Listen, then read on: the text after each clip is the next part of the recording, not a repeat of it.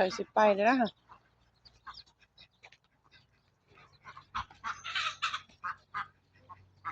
ลกลกลกลกลกลกลกลกลกลกลกลกลกลกกราบทักทายสบายดีพี่น้องเด้อเพื่อสู่จะคนว่าจะเป็นทางไทยทางลาวเนาะพี่น้องที่มาหาส้มคลิปแม่น้องแอนเนาะคลิปนี้ก็สิบ่มีหยังได้พี่น้องมาถ่ายธรรมศาสตร์ให้พี่น้องเบิ่งคือเก่าพี่น้องเลี้ยงเป็ดเลี้ยงไก่เป็ดเลี้ยงไก่คือเก่าเนาะฝากติดตามเด้อพี่น้องกดไลค์กดแชร์เพื่อเป็นกำลังใจให้เด้อ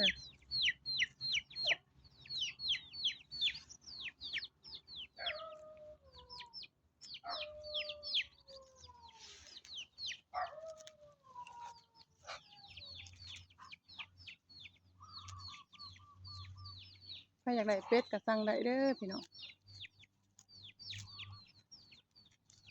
มีเป็ดงามๆ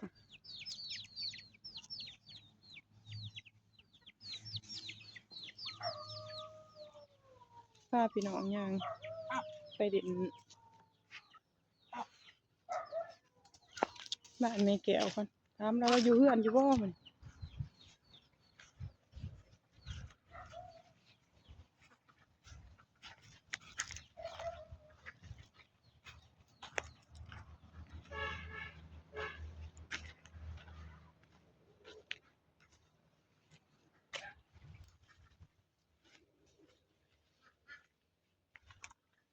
แม่แก้ว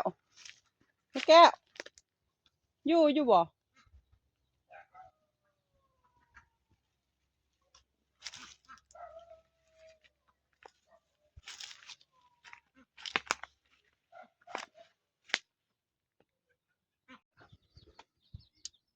แต่ว่าแต่เขา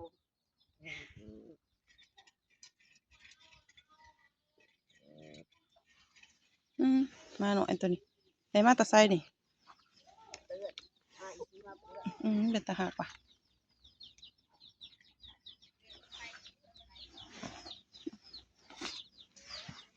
ไม่เกะไปไซดิน้องเอินหาเราอยู่เฮือนกับบ่เห็นไอ้มีเห็ดหนองเด้อมีเด้อหั่น